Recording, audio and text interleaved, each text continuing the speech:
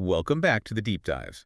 So today we're going to tackle a problem that I think a lot of you have probably run into. Oh, for sure. That frustrating gap, right. Exactly. The gap between your consumer video gear, say an HDMI camera, and a full-on professional broadcast workflow. Where things usually get very, very expensive. They do.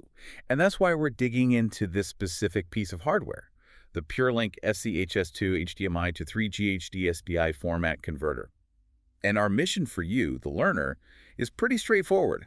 Can a little box that costs, what, around $189 actually deliver the kind of robust performance you'd expect from gear that's 3, maybe 4 times the price? Yeah, is it a real professional solution or just, another cheap gadget? That's what we're here to find out by pulling apart this box. And, looking at the initial materials, its core promise is pretty bold. Okay. It's not just about, converting a signal. It's about providing reliable, and this is the key phrase, lossless signal transport. All in that tiny little footprint.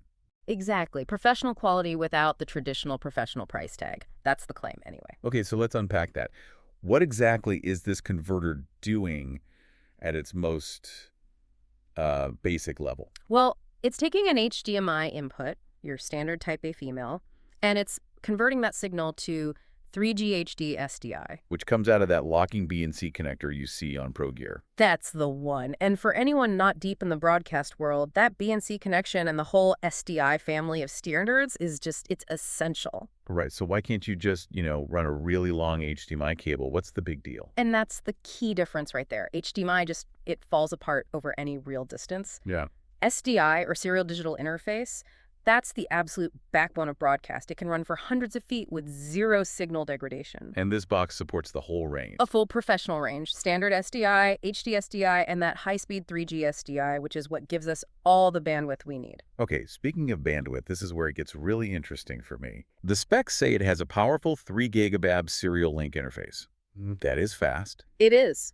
But it also says it uses the older HDMI 1.3 standard. So my question is, does that 3 gigabits per second really guarantee we're getting uncompressed color and high frame rates?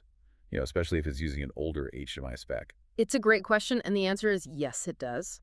That 3 gigabits link is precisely what's needed to support native resolutions all the way up to 1080p at 60 hertz while keeping that data uncompressed. So why the old HDMI standard then? Is that a cost-cutting thing? It's actually a feature, not a bug. HDMI 1.3 is incredibly stable. It's chosen for these high reliability boxes because you avoid all those complex digital handshake issues you can see in newer versions. Okay, so it's a reliability play. Exactly. And it supports everything you need for professional production, including all those critical cinema frame rates like 23.98, 2429.97, and 59.94.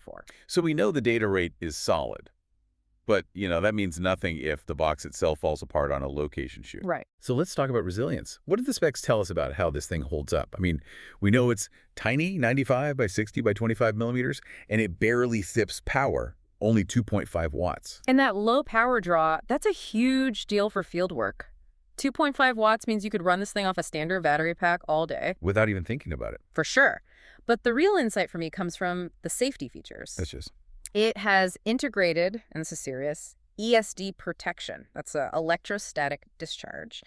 It's rated at plus or minus 8 kV for an air gap, which basically means it won't get fried if someone, say, plugs it into a noisy generator on location.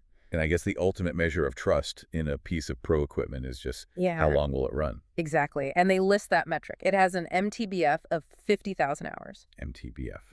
Mean time between failures. Right. And 50,000 hours is, well, it's over 5 years of continuous 247 operation before you'd even predict a hardware failure. That is a serious uptime commitment for a sub-$200 box. It really is. Okay, so let's tie this all together for you, the learner.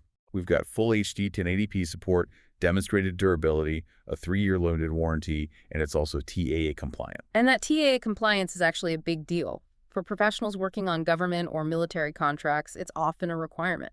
Right. It means the device is approved for those kinds of jobs. It is. And again, the current price is $189.99 with the discount code. But if we connect this to the bigger picture, the thing that immediately jumps out is the price of, well, everything else. What do you mean by that? Converters from the big established brands like Kramer or TVON that offer similar 3 gigabits functionality, they're often priced between, say, $570 and maybe $860. Wow. That is a huge difference. It is. Which I think brings us to the final provocative thought we want to leave you with.